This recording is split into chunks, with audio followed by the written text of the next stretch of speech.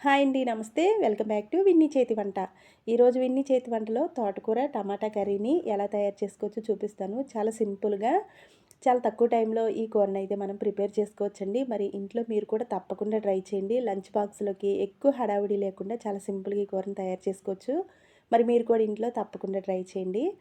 ముందుగా స్టవ్ వెలిగించి ప్యాన్ పెట్టుకుని 2 గరిటెల వరకు ఆయిల్ వేడి చేసుకోవాలి.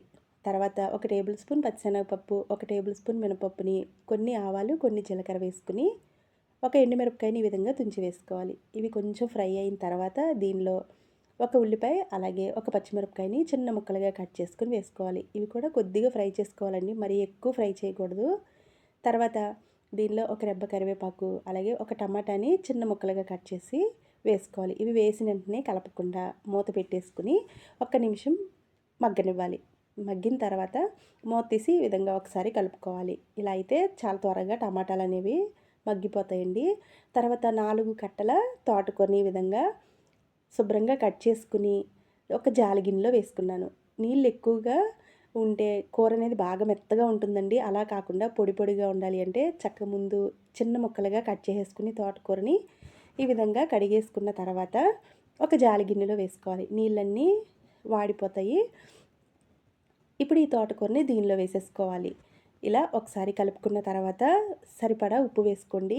ఉప్పు అనేది తోటకూరలో మరీ ఎక్కువ వేయకుండా చాలా తక్కువ వేసుకోవాలి. కొంచెం ఎక్కువైనా కూర అనేది అంత టేస్ట్ బాగోదు. కొంచెం వేసినా ఉప్పు ఎక్కువగా అనిపిస్తుంది కాబట్టి చూసి వేసుకోండి.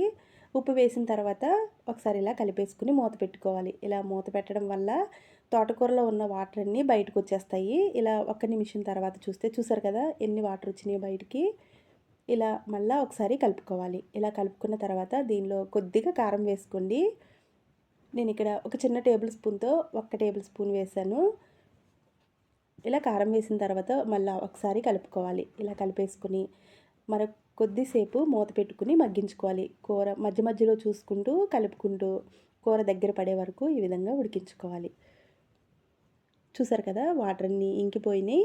కూర కూడా చక్కగా పొడి పొడిగా వచ్చిందండి. వేడివేడి అన్నంలో తింటే చాలా బాగుంటుంది. ఎన్నో ఆరోగ్య ప్రయోజనాలు ఉన్న ఈ తోటకూరని మీరు కూడా ఇంట్లో తప్పకుండా ట్రై చేయండి.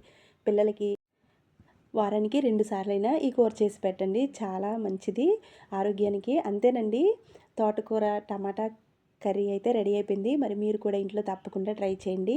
మీరు కూడా ట్రై చేసి మీకు ఎలా వచ్చిందో కింద కామెంట్ సెక్షన్లో కామెంట్ చేయండి. వీడియో నచ్చితే లైక్ చేసి మీ ఫ్రెండ్స్కి, రిలేటివ్స్కి షేర్ చేయండి. ఇలాంటి మరిన్ని వీడియోస్ కోసం మా విన్నీ చేతి వంట ఛానల్ని సబ్స్క్రైబ్ చేసుకోండి.